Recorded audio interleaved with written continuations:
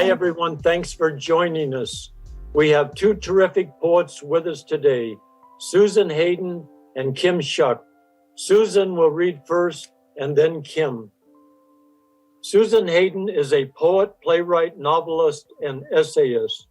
Her writing has appeared in multiple anthologies, including Beat Not Beat, Moontide Press, and in the best-selling Los Angeles in the 1970s, Weird Scenes Inside the Gold Mine, Rare Bird Books. She is a creator, producer of Library Girl, a monthly words and music event now in its 14th year at the Ruskin Group Theater in Santa Monica, California. Hayden was presented with the Bruriah Finkel Artist in the Community Award by the Santa Monica Arts Foundation for her, quote, significant contributions to the energetic discourse within Santa Monica's arts community. Her hybrid memoir, Now You Are a Missing Person, will be published in June of this year by Moontide Press. Susan Hayden's Library Girl reading series shows how one person has made an important contribution to the Los Angeles literary community. Hayden's writing has strength of narrative. It's vivid, transfixing, lovely, elegiac. Here's a brilliant writer, Susan Hayden. Thank you. Thank you so much. So, I'm thinking that this book is in different forms. It's multi-genre. So I'm going to give you a little sample plate of the book. I guess what everybody needs to know is the jumping off point for me writing this book was the 3 sudden tragic losses in my life over a period of time. And one was my father, and one was my childhood best friend. My father was killed from a hospital error. My childhood best friend committed suicide. And then my first husband died in a ski accident. And so I'm not going to depress you too much. I hope I'm going to try to mix it up with some humor a little bit anyway. So I'm going to start with a fragment, which is the opening piece in the book. It's called Outlaws. I'm an unreliable narrator, but I'm asking you to trust me anyway. When I was 5, the best-looking men on Ventura Boulevard could be found in photos on the walls of the post office, car wash style. I would stare up at them and wonder why all the guys I knew were clean cut in comparison. I asked my mom which TV shows they were on. She said, "These are mug shots, Susan. These are horse thieves, train robbers, kidnappers. That one killed his wife. What's wrong with you?" I didn't know. To me, they were scruffy and real, and I hated anything that was shiny and anyone who was polished. And the next piece I'm going to read, actually, I titled it after this patch. I don't know if you can see it. If I follow you home, will you keep me? When I was 19, my heart had a head-on collision with a once famous matinee idol, 25 years my senior. He had the boots, the breath, the space in his step. He had the rugged, feelingless behavior. I was still living at home with my parents when I met Wayne Maunder. Every night, my friends and I would drive 40 minutes to West Hollywood to hang out on the patio of Joe Allen. It was like Schwab's in the Dark, only fancier, the West Coast branch of an East Coast theater vortex for actors in the 80s, where all of the greats and the not-so-greats could be found drinking, dining, or waiting tables. Anything was better than socializing at a coffee shop on Ventura Boulevard and calling it a nightlife. At Joe Allen, we felt like escape artists. The place was decorated with posters of Broadway flops. Wayne held court there with a group of middle-aged plus coffee-drinking character actors. They'd sit for hours, this Broadway Danny Rose type plan, regaling each other with tales of auditions, near misses, and a handful of hits. They were thespians, directors, filmmakers, most of whom were flat broke and incredibly cocky. There was Lenny, Michael, Eric, Robert, and others whose names I can't remember. Each had his own sad story about gaining success and watching as it slipped away, and in a couple of cases, returning. They would check out and rank every ingenue parading through the room and weren't so gracious unless you were a looker. The waitresses despised them, would take their nominal tips and tolerate their pre-Me Too humor. One of the guys lured aspiring actresses up to his duplex, claiming he was a photographer. He would guarantee them modeling work, pretend to be taking artistic pictures, get them to take their tops off, and other things. And afterwards, he would berate these girls to the other guys at the table because he'd shot them with no film in his camera. And then there was Wayne, who would always make an effort to stop and talk to me. He was the most gorgeous man I had ever seen. He knew it, and he used it. He was detached, glib, wry. He glowed in the dark. He dreamed of being a Major League Baseball player, but failed in tryouts and became a TV star instead. He peaked in the late 60s and early 70s with 3 TV series: Custer, Lancer, Chase. He'd been on the cover of TV Guide twice. When we met, he was having a minor comeback after years of unemployment. He had just completed a role in the movie Porky's. It was a runaway hit, an unexpected #1, and he was sparkling, getting newfound attention, a second wind. "Why do you dress like that?" he'd ask, referring to the aggressive shoulder pads and designer sweatshirt dresses I favored, courtesy of Norma Kamali. "Why do you wear so much fucking makeup? You look like a clown at a children's party. Show your real face. Let yourself be natural. You'd look a hell of a lot better." He was 44, maybe even 47, living in a rental on Elm Drive in Beverly Hills with his 13-year-old son, Dylan. Years earlier, he'd had a wife who'd lost her mind and moved back to New York to her parents' house, making him an instant full-time father. He invited me over, asked me all kinds of questions about myself, like he was interested, and he was a good listener. Then he pulled out his guitar and played "You've Got to Hide Your Love Away." At the end of our evening, he walked me to my car and said, "You carry yourself like you're trying to hide a secret. Stand proud, even if you're not." I would call Wayne every day, and we'd meet for coffee at the Breadwinner in Beverly Hills, or for lunch at Old World Restaurant or Mirabelle on Sunset, and partake in what he called laughing and scratching. Late at night, we'd reconnect for sex and sleeping. He wasn't a good lover. His maxim was, every man for himself. So it became a cozy pattern more than a hot romance. Wayne was a throwback to another era. He called women broads, held the power. I felt powerless and drawn in, wanting the next phase of my life to begin. I glommed on, felt protective of his son like a big sister. Dylan and I were only 5.5 years apart. I made sure I became indispensable to both of them. The aging actor pals Wayne sat with at Joe Allen called me the kid. Wayne seemed to agree with them. "You remind me of Shirley Temple in a movie I saw 35 years ago," Wayne told me. "The Bachelor and the Bobby Soxer. It's about a teenage girl. Her name was Susan. She gets these fleeting crushes on an assortment of inappropriate suitors until she meets an indifferent older man, Cary Grant, whom she doggedly pursues. Only in the movie, they don't end up together." Harry, that one was kind of for you because you know exactly who I was reading about. Your old pal Wayne. Anyway, my next piece is called Her Will, and it's for my late friend Kimberly.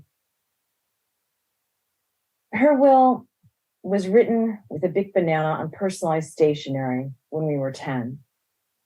She planned to kill herself. None of it seemed real. It was like stepping out of time. It all started when her dad said he wanted a fresh start with new surroundings. He spoke like he was reading from a real estate brochure.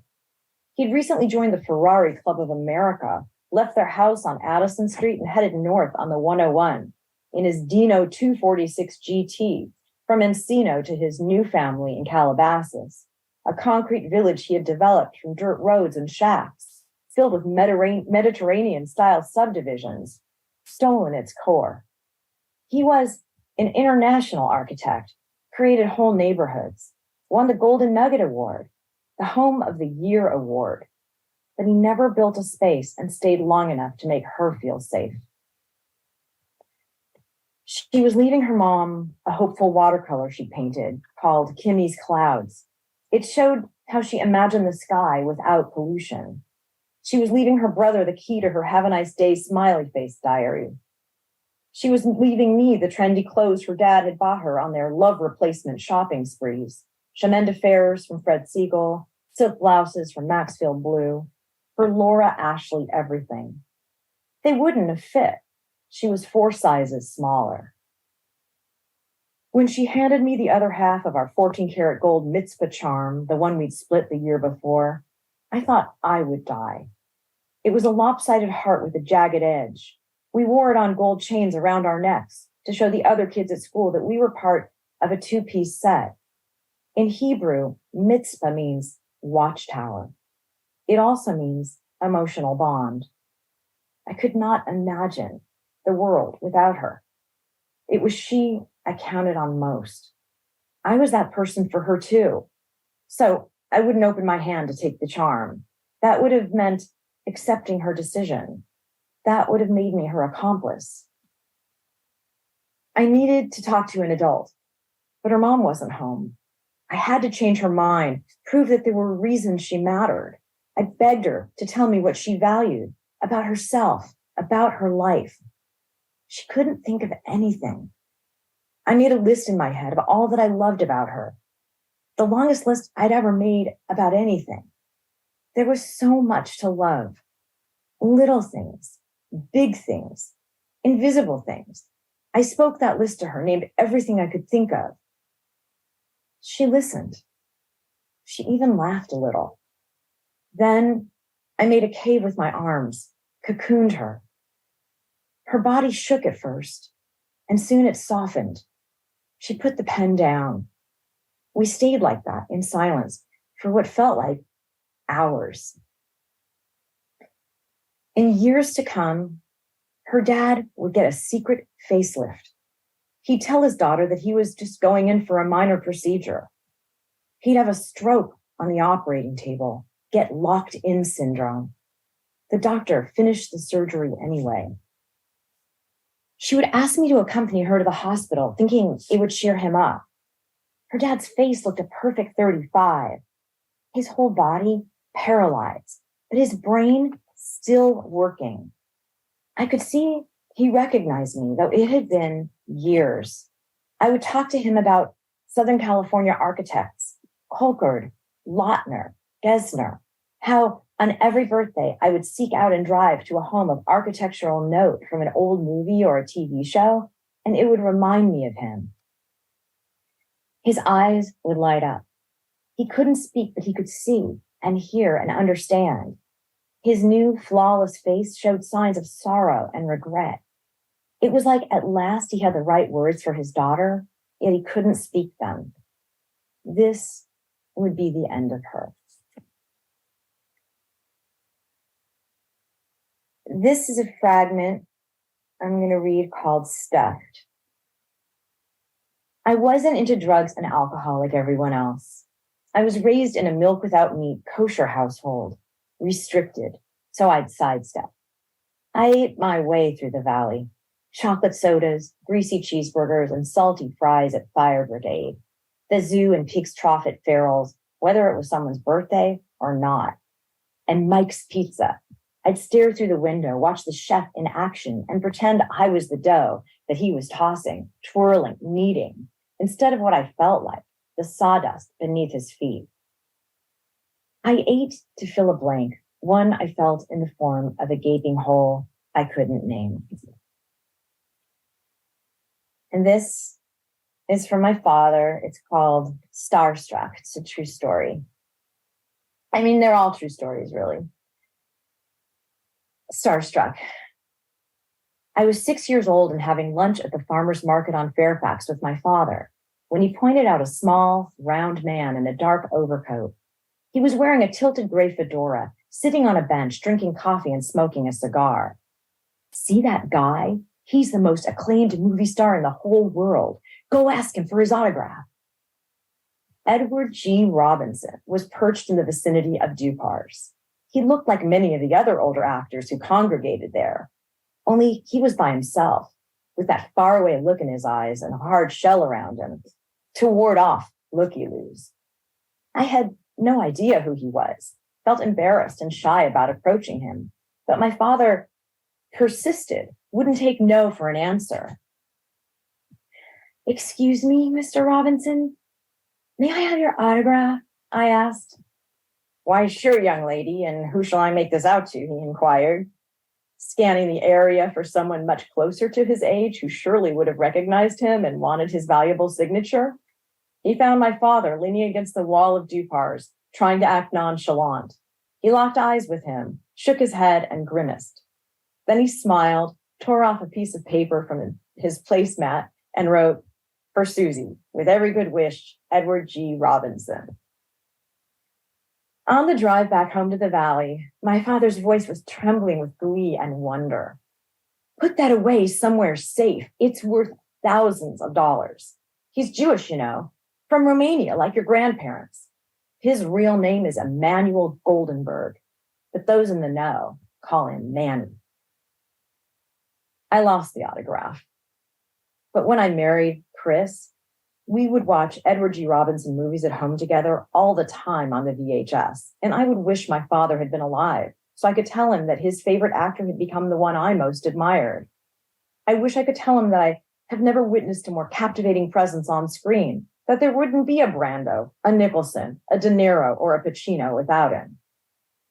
And every time I go to the farmer's market, I look over at that table and I can still spot Eddie G., huddled in his own world, not wanting to be seen.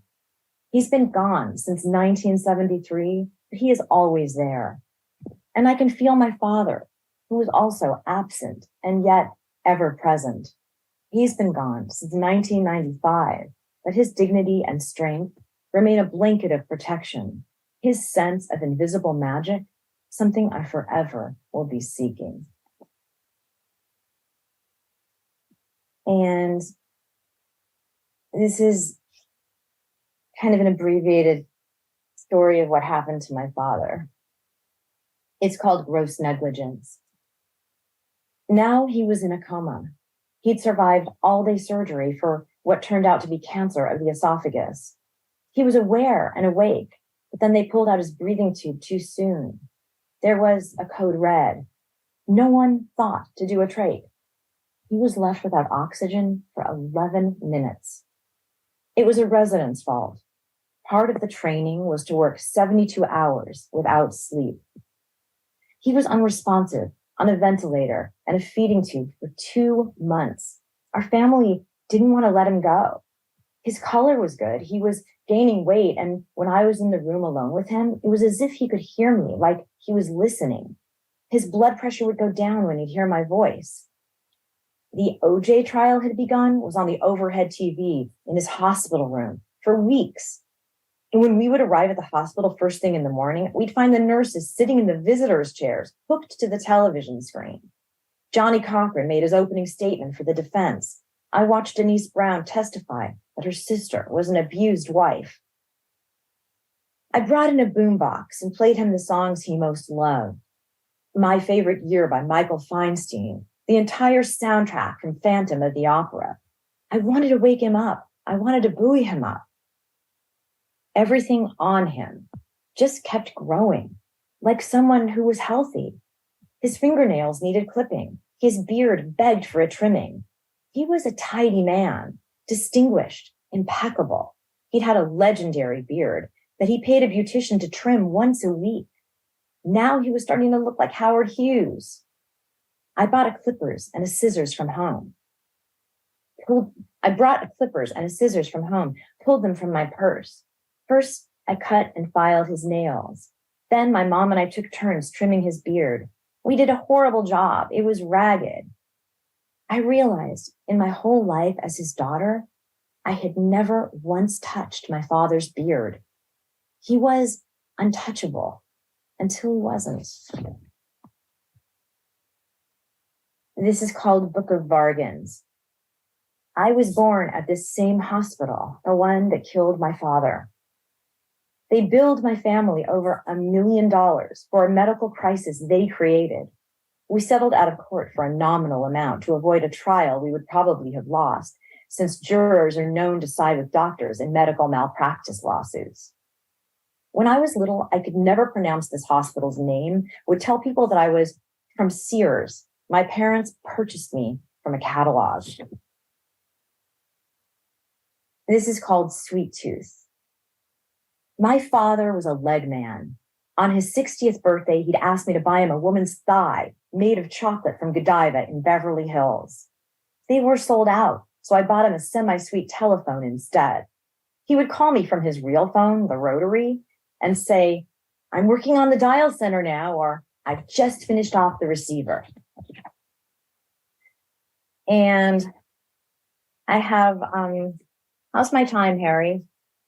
Well, you have a few more minutes. Okay, I have a couple more pieces. This is pretty much the one poem I'm reading on Harry's Poetry Hour. Sorry if I've broken the rules and read prose instead.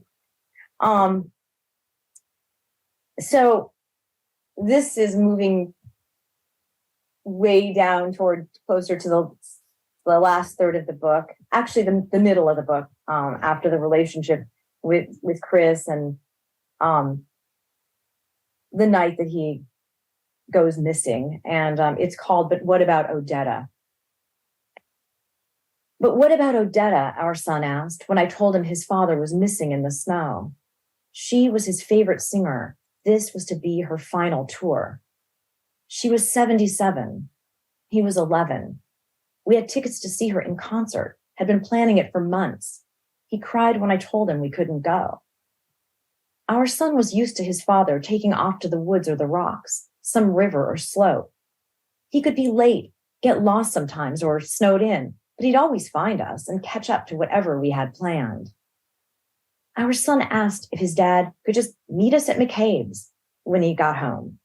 But I had to say, no, this is more serious.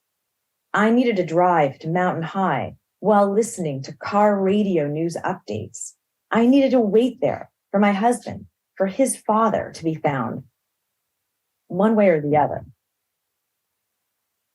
Our son asked when I got home if he could sleep in the bed with me. He knew they'd called off the search and his father was still missing. When will he be back? He asked repeatedly. I lit a candle, turned out the lights. From the bed, when I looked up at the ceiling, I could have sworn I'd seen the shadow of a skier climbing uphill. Our son was half asleep when I said, I don't have a good feeling about this. I held him in my arms for hours. Only these days, when he tells the story, he doesn't even remember my being there. In the middle of the night, I knelt in the kitchen singing an Odetta song, hit or miss, trying to find comfort in her rejoicing. And finally, I stood over the trash can, tore up the concert tickets. And I'm just going to end on this little fragment, which is from the beginning of the book, just so it's not so sad. This is called You Make Me Feel So Young. Sam Weinstock asked for a slow dance during a family wedding at the Ventura Club in Sherman Oaks. He approached me at the dessert buffet when I was pouring chocolate syrup on a do-it-yourself hot fudge sundae. He said he lived next door to my Aunt Goldie on Alcove Street and thought I was kind of pretty. The hired singer crooned Sinatra. As Sam twirled me, his hands on my back were like wheels of brie, smooth and effective, soft like a cow. He was James Coburn's double.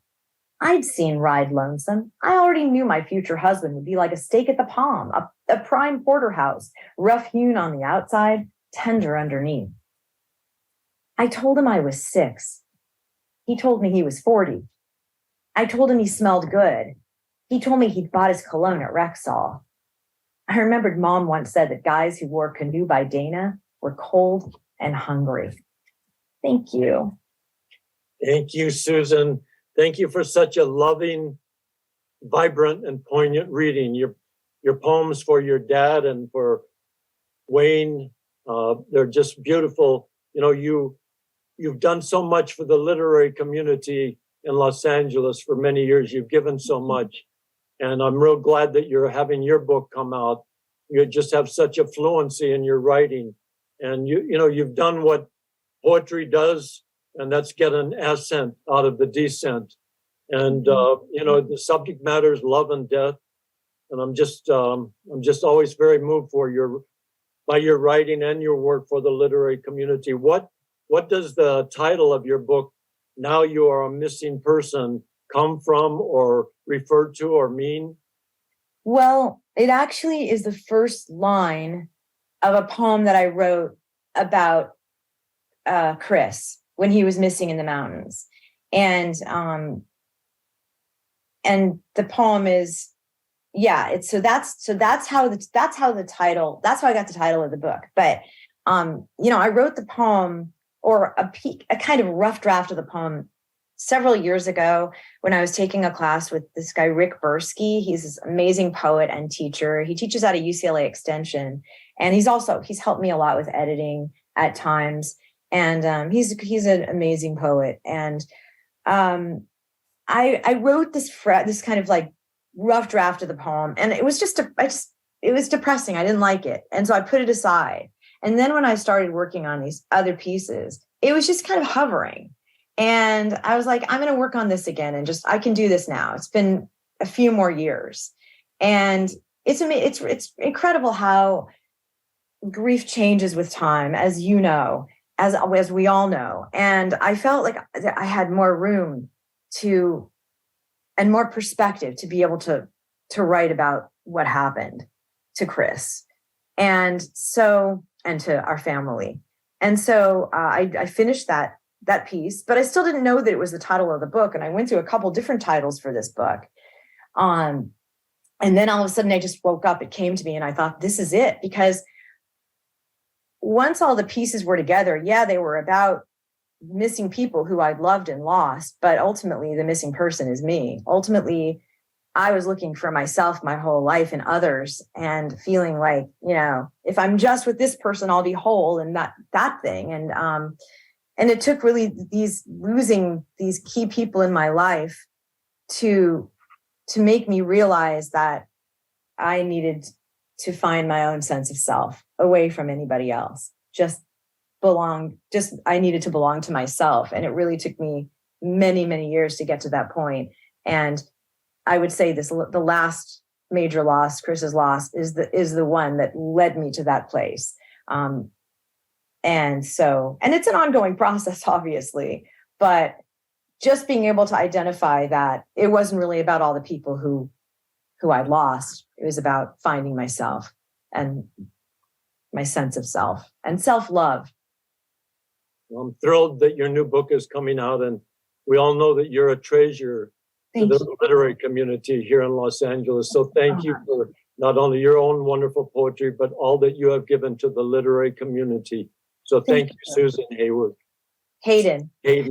I'm sorry. Thank you so much. I just want to say thank you for being... Sounds like a deja vu. It does. It sounds like an old time movie star. I just want to say thank you, here in Northup, for being my first friend in the poetry community. And you gave me the map. And I thank you for that. It's mutual. So thank you, Susan Hayden. Our next poet is Kim Shuck. Kim Shuck served as the 7th Poet Laureate of San Francisco. She has been involved in the editing of 10 anthologies, depending upon the current state of publication, that may be up to 2 more, is solo author or co-author of another 10, and is building a book fort out of anthologies and journals that have featured her work. Shuck's latest book publications are This Wandering State Volume 1, an anthology of San Francisco poets, Exile Heart, a solo book of poetry, and Noodle Rant Tangent, a book of short, grumpy, opinionated prose. There's a lyrical and exhilarating love, among other things, in Kim Shuck's poetry, love for the authentic. It's more than that. It's immediate, it's gone, it's connected, it's tangible, intangible, the poet, the woman, the time. an exciting, superlative, and genuine poet, Kim Shuck. Thank you. I'm really happy to be here. It's great to listen to you, Susan, because first of all, I would not be surprised if some of the pretty men you saw on the wall of the post office were related to me. My family is full of incredibly gorgeous men who do very bad things. So I'm suspicious of pretty men. Anyway, this stuff is not published. I write a poem a day, so I'm going to read you February, which collectively I called Solving for February. Sweeping stale thought crumbs from the corners in the kitchen, from the mechanisms of the living room. How do you solve for February in this half-sealed chill, this spin of violence and heartbreak, bloom of fruit trees, walking a few tenacious and fermenting apples, a few more apples right at the top of the tree? Somewhere in the center of your palm, improvised around bone, bands of tension, skills deeper than thought, right down to reflex, an understanding of streetcar poles, your grandmother's heart murmur under that last hug, the unlikely cheek of your firstborn, complete with shadows of eyelashes that shouldn't have had that texture but did, a collection of flammable non-memory.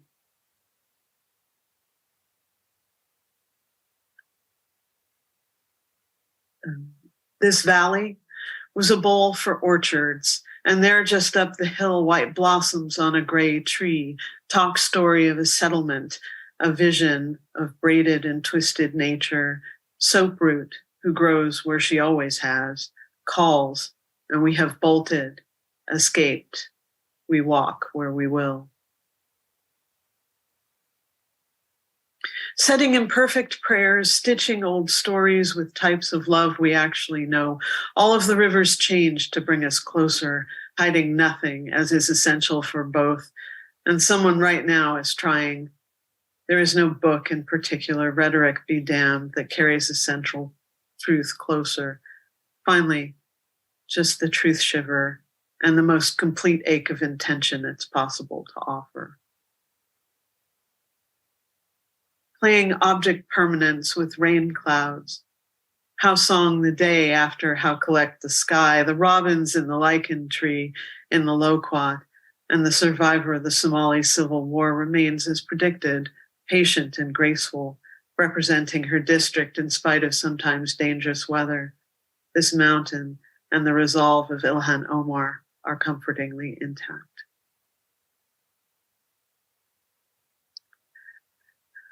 Howling for the joy of Howl, chili and Johnny cake, year of the rabbit ringing in with egg custard, tea, neighbors isolating the variables of the year, an hour here and there, an hour scraped together from moments nearly escaped, call and response. Dance the songs, touch and divide the pain of witness, the pain of being witnessed for, as the mechanisms of severing in all of their hum and fuss, in all of their horrible, effective reaping, are still frustrated by this one ringing thing, and only when it works, this listening to one another, this life play empathy. These are the mineral seams where we split. Revenge politics, a calculation, a hamster wheel, a distraction, and how do we move forward from here? We are writing into a headwind, but on some nights, maybe at a library, all 5 poets bring words glittering in the awkward light, words still drying, hopeful and angry, curious, and bravely set them next to each other. It's clear we may be rebuilding a thing knocked over too soon, but this is something we can do. The hand and the eye, even if you don't have them. It's the arch of the foot, the organs and substances moving under the skin. It's not the places you're broken, even mended with love or gold. It's not poems. It's not other people's definitions or your own. It's over. It's not over. It's over and over. A thought, skipped across the skyline from the old tower market all the way to the shipyards. Goddesses from all angles, their hands dipped into their very best protections. The incantations for misused and targeted, the ones that don't transplant with any reliable success from this hill. It's possible to watch them dance the foundations, to watch them re-dance. Call the poetic barn raising, make your disguise from discarded skins and bus transfers. Words caught light on her fingers, drops of words that fill and release and reach for gravity and catch it. Catch the barn framing, catch your chosen face, and fall. Wool gathering on the Civic Center station escalator. Were you there when the firecrackers went off and the rise and fret of gulls over United Nations Plaza, a busker measuring James Taylor in gulps and sliding chords there in an odd calm, a Monday on the way to the library? Orange eyelash moonrise, the mornings are cold. To be fair, the days are cold too, but here we watch the moon in the staccato tumble. We watch it in at least half a rainbow of thought and stretch. We compare the strategies. We witness star stories drag the day over the horizon. Statistics catch up sometimes, rewind the swing chain. We tend the punctuated intent, compress, store energy, listen to the songs that fired other decades that we knew.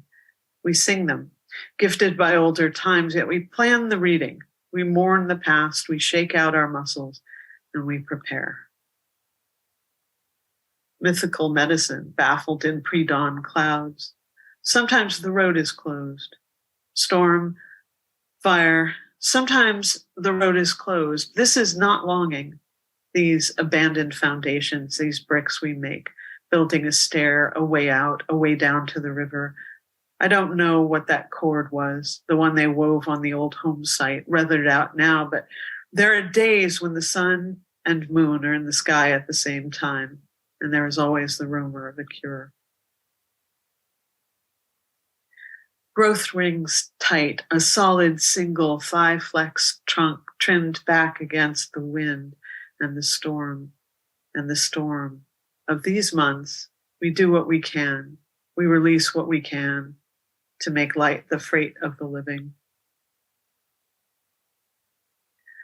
5 poplars blooming in crows and crows. We weren't invited, but there we were. This unknown language, certain that here was a meeting of grandeur, of wisdom. Blackbirds know, teach, remember, reason, play. But that meeting wasn't play. Excluded as we were by species, we hoped the debate went well. Curl into an afterthought of sunlit bedroom and redream the counted knots of February. They can overtake you, and since it isn't a race, let them. Their twists and bulges pass between fingertips. Do you store the numbers without asking? Some counting part of the brain ticking and decoding out of habit, even as you slip into warm, into still. Deep new moon well, power line poles, relocated forest made safe for the city, changed as everything urban is, dressed in their actual Monday power lines, electricity, the amulet stone of this place, and the mountain fog, lavender as dreaming ports, dancing the day up and returning to wherever it is fog goes when it doesn't hang. Fret, rummage, much past dawn. Truths of protection and rules tighten around this moon dark, and the constant arc of days will hold you responsible, will expect you to learn all of the rooms, all of the bending of time and borrowing luck come around. Storytellers out of place, what might have happened might still. The gravity of responsibility, the magicians reveal, the palmed ace. Bound by what light can pry her way through cloud. She's a kind of armor, this sunlight at this time of year, under this moon. Bones and memory, the hiccup code of life stretched between light, moon, community. promise of ice, luxury of a house, even if pierced by some other intention, the boarded window, the tape and stables. After the windstorm, after the wind, we can watch the weather over the kaleidoscope, over well-tempered yards and trimmed trees, over creeks, their runoff controlled, our paths controlled. This lick of frozen water, a combination of scent and shiver, this West is still primarily made of imagination. Crow, watching from the phone pole, house sparrows on the power lines, hummingbird in the thorn tree, chewed wood, dark hours smelling of Mephididae, but only faintly, tooth marks on garden fruit, peeled lemons on the trees, owl heard but not seen somewhere up the hill. How well do you know your neighbors? It's hard to get February alone on one side of the equal sign. It's hard to get a clear comparison, something we can measure, not convince the amulets forged of words and symbols that hope to balance across the equal sign, a bridge that means worth the same, a sign that says something about value. Hard rain or hail, wind and fuss and chill, we're sleepy, wrapped like a needy palm around a glass mug of tea, wrapped like wanting. We know that this temperature isn't tragedy. We know that ours is just a tiny bit of discomfort.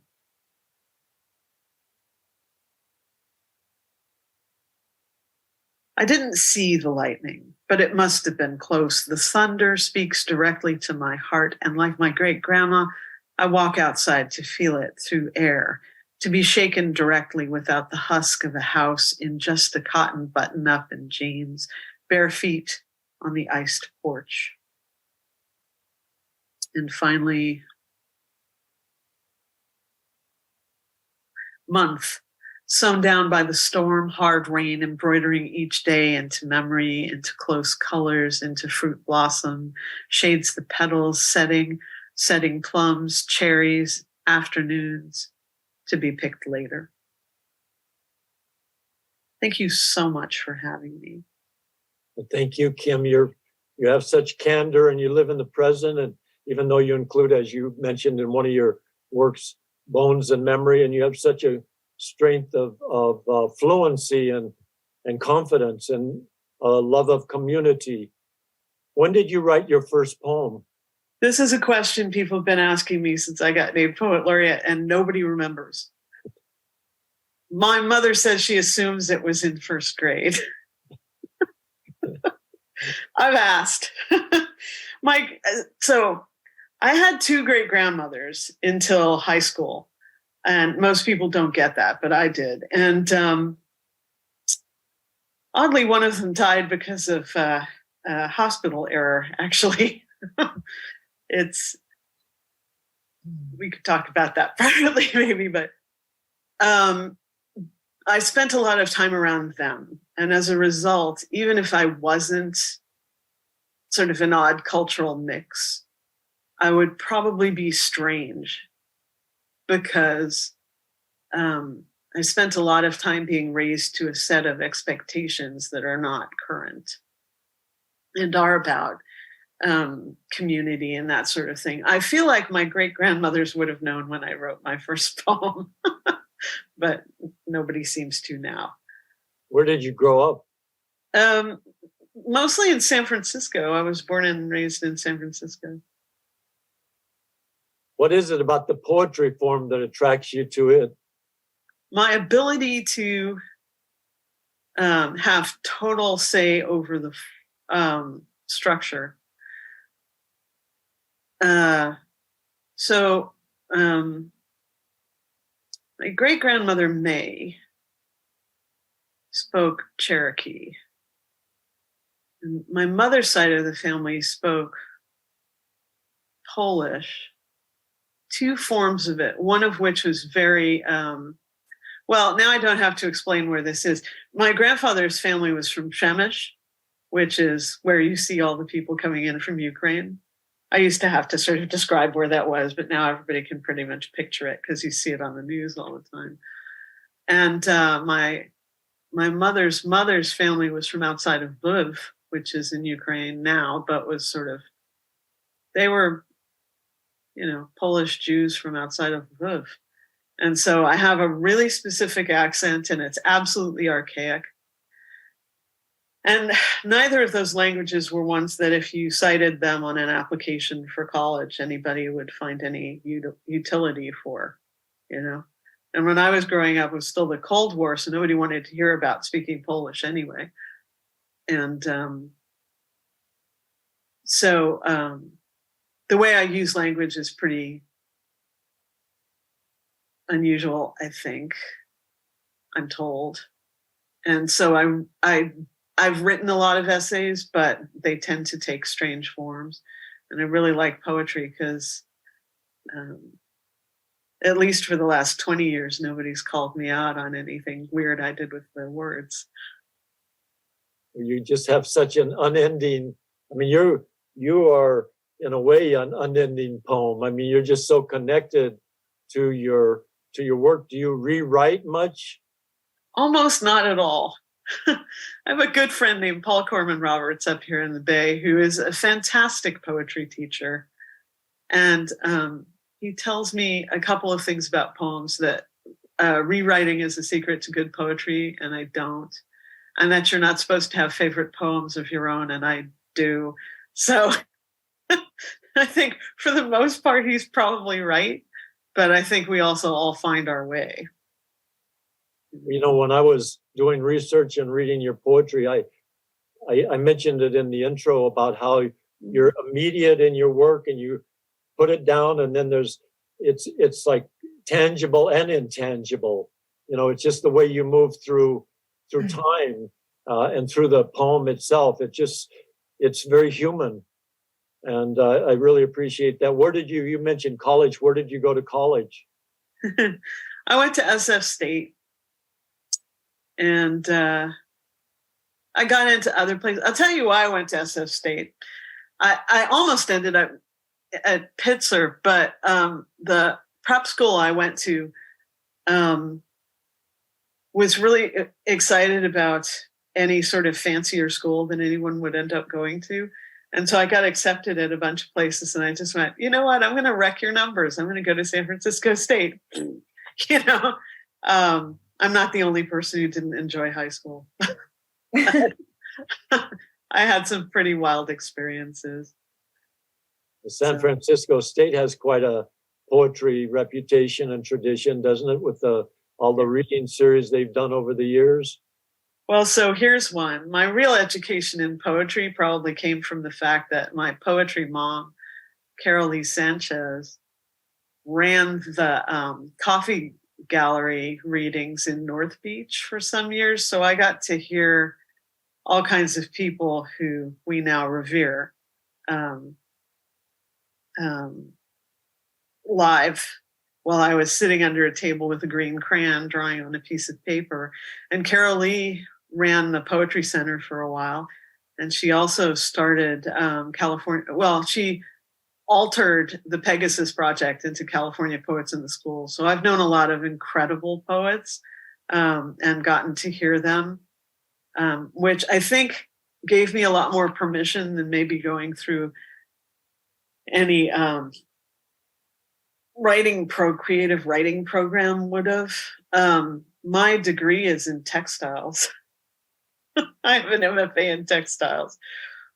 So actually I have 2 degrees in textiles. So, the master's degree in basket weaving.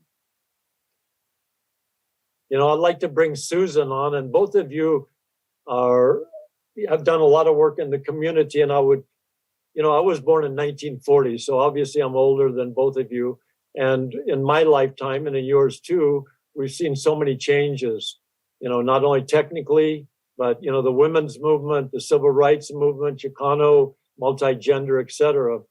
And not that we should do anything, right? We do what the poetry demands of us, each one of us, but just using the word should, what should we be talking about when we talk about poetry in our time? Why don't you let us know what you think, Kim, and then Susan. I think if anybody ever told me what I should write about, I'd probably be writing about something else.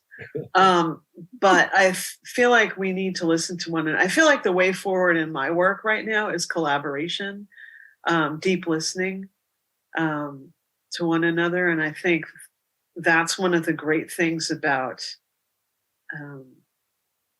sort of the earlier traditions, the pre-written traditions of poetry were about listening and shifting and being malleable enough to apply to whatever circumstance needed. And I think if we don't want to lose connections between generations, we really need to listen to one another better than we're doing. Susan? Well, it brings to mind the show that I'm doing at Library Girl with Shonda Buchanan on Sunday night, which is the Nina Simone tribute. A quote of Nina's, and I might be paraphrasing it, but I think it is it's an artist's duty to reflect the times that they're living in. And I would say that, I don't know if I'm a great person to ask that question to, because I believe in kind of the politics of the personal. And I hope they have a greater reach. I'm not sure, but I feel like, personally, poetry has led to a better understanding of self for me and the world around me, being able to sit and write it. And it's the kind of thing that a lot happens that doesn't happen when I'm just in my own head and in the world and in conversation. More happens when I'm sitting down and giving myself that place, that quiet. And so, so from that standpoint, I mean, yeah, that's all I can say about it. And the thing is that I think, like what you were saying, Kim, I love your work so much, by the way. Thank you. I enjoyed yours very much too. We should talk. We will talk. Yeah. Wondering about you since the Beat Not Beat book, because I was in that book and I friended you, but we hadn't really connected. And I'm so happy to be on the show with you today. The collaboration is essential. And I've been doing that a lot with the show, doing these co-curations, which gets me out of my own taste, in a way. Like, my taste is their taste too, but it's like, it's not just my vision.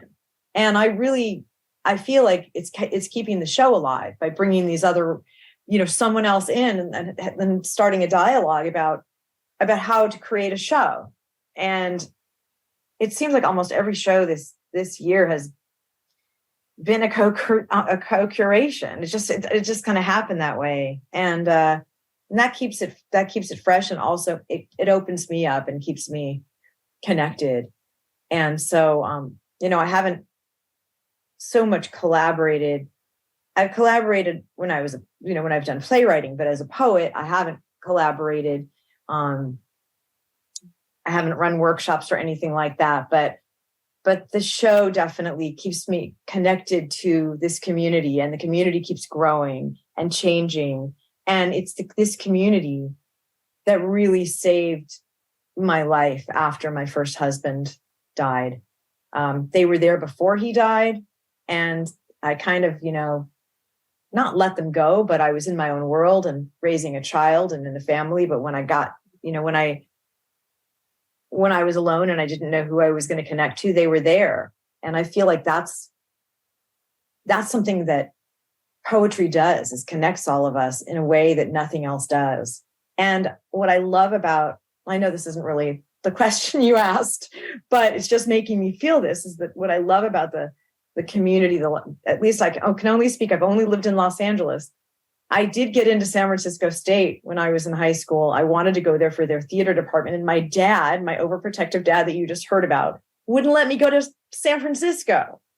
So I ended up at Cal State Northridge, but he wouldn't let me leave town to go an hour away, whatever. So, but I love our community. This community is so inclusive.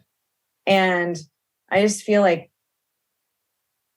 there are all kinds of people in it, and it's not like any other community in Los Angeles that's ranked by status or money or all these other things. It's a real, everyone's invited kind of place. And that continues to open me up, and it helps my writing. The more open you can be, I think you're right. Any kind of art you do, the more open you can be, the better it is.